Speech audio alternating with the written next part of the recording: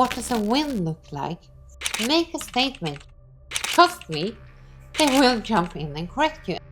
And suddenly you have the information you want. So push them.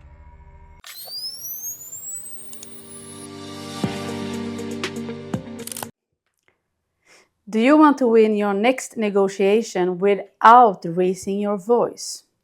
So it's not only about the arguments, maybe it could be some questions also, strategic, smart, and get you what you want.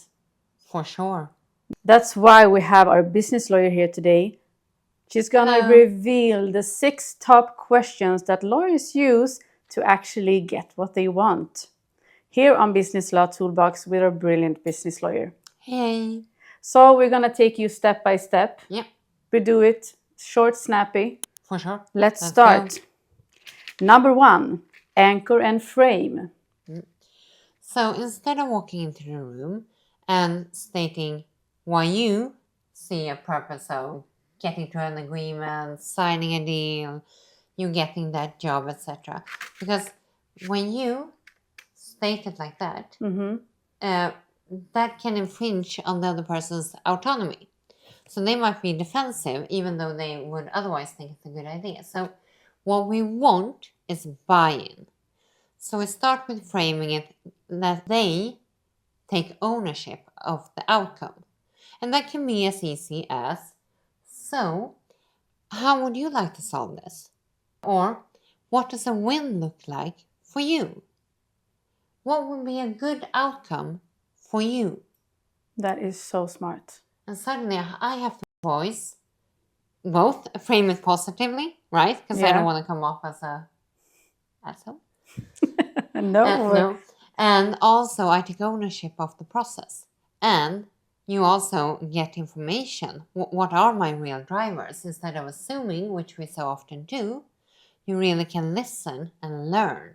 Yes, and invite. Yeah. It's brilliant. So grab pen and paper and actually note these questions because you can use them anytime when you need them.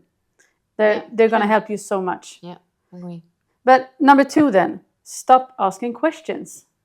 What? So when we're in subjects that are sensitive and somebody might become defensive or they're not that open a character, they might just be introverts. Okay. It can be hard to ask a pointed question and get a reply. But there is a trick, a well-proven trick, and that is that people love to correct the record.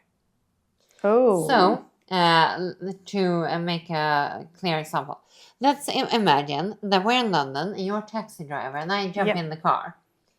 And I say, well, hi. Hi. How much money do you make an hour? What? Would you give that away? Or would you find me crazy? I feel a bit offended. Yeah. But if I jump in that taxi and I say, hi. Hi.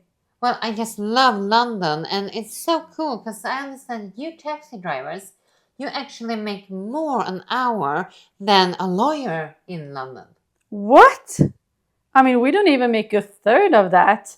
I make £100 an hour and a lawyer, it's £300 an hour. Ta-da! Do-do-do-do. It's so inherent, it works every time. Make a statement. You don't have to know the correct answer. Because if it's wrong, trust me, they will jump in and correct you. And suddenly you have the information you want. I mean, that's so smart. It works. Trust me. Okay, you need to note this one as well. Yeah. Number 3, disarm and diffuse the power play. So if you feel that things are getting heated, instead of pushing with more arguments, even if you, and do not say calm down. So instead of saying calm down or try to, well, you know this is good, we really need to find an agreement, right? Yeah. Instead, try to calm the situation, slow the tempo down by just, but can we just take a step back? Could you please just clarify, what did you say again? What was that win? How do you want us to proceed? For your sake, I really want to understand. So try to say that you want to understand and ask for their perspective and try to slow things down. And also talk about taking a step back, trying to see the bigger picture. Wow. Brilliant. Yeah. So I understand that this point is important for you. Mm. And just so I don't misunderstand, can you take it one more time? Mm. And that will calm the other person down, because suddenly you're not pushing your arguments.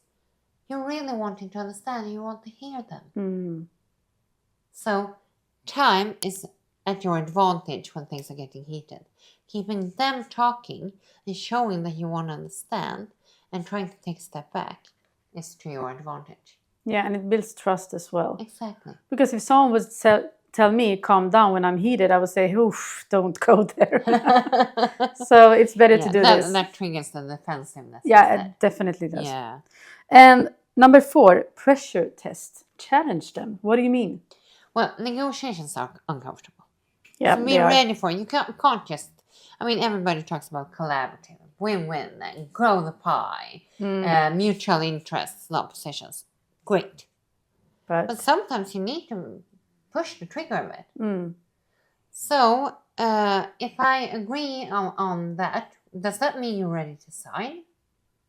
You can use hypothetical. So you're really pushing for that. So if we find a solution for the delivery, are you ready to sign? Or, okay, so does that mean that you do not have to go for any more internal rounds, ask for any more clarifications? Are you ready to sign then? So push them. Test the envelope also. Sometimes, or, okay, so you say that that's against your policy, but have you ever made an exception to your policy before? That's smart. So sometimes you need to be a bit cheeky. Yeah, because it can be tough. Yeah. So ask for deviations. Have they ever made any exceptions before? Wow. Number 5, re-anchor if you get stuck. And this really goes back to what we talked about with a heated situation. Yeah. Try to again remind them about the overall goal, about the purpose. But instead of pushing it on them, making them frustrated or defensive, try to make them say it. So, okay, but how do you want us to move things forward? Okay, so now we're at this issue here. I can understand this is important to you. But if we take a step back, how would you want us to proceed? And then I can say, I prefer X, Y, Z. Yeah, because you don't want to be a troublemaker. So then we try to remind them about the anchoring we did in the beginning. Like when they told us about what a win would look like. And you can even paraphrase what they said in the beginning. Okay, so I understand that a win for you would be swift deliveries and a long-term agreement. So you don't have to worry about changing suppliers at mid-season, right? I show you, I re-anchor because I show you what I heard, and then I ask them to confirm it. That's how you do it. Yeah, so complete the circle.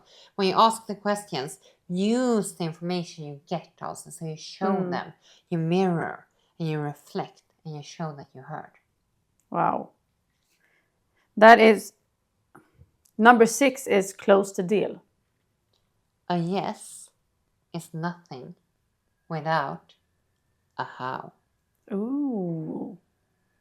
And then you feel that they go off doing something else. Yeah, and it you're might like, be what? somebody who works for you, and you feel like, we said we were going to do it like this and this process, and then they still haven't ordered, and what? Happened 100 times maybe. Yeah. So, when you have that yes, make sure they understand what the yes entails and that you agree on what that yes entails. Ask, okay, so how do you want us to implement this? So we agree, but how do you want us to take this forward? So we agreed that we're going to use this process. Can't you just run it by me? How would you do it? Next morning when you open the shop and we agreed about how to order and how to make sure that everything is cleaned, can you just run by me how you want that to actually work in practice? To avoid misunderstandings as well. Then I have to repeat it. And I have to show you, I have to confirm that I heard what you said and that my yes means what you think my yes means. I internalize it. That's so good. Yeah, it works in home with kids. It works in big M&A deals for hundreds of millions. And it works when you're negotiating with your boss or with your employees. Yeah. So note this down. You'll need it in life, whether it's in business or family life, or if you have kids, kids are kids. Yeah. Lawyer Playbook, but you can use it in other situations. That's brilliant. Yeah. That's it for today. Our business lawyer just revealed what we need to know. Remember, this is not legal advice, it's knowledge sharing as always. Keep educating yourself, very important. Like and subscribe to our channel. Be the smartest person in the room. That's it for today. Hej då!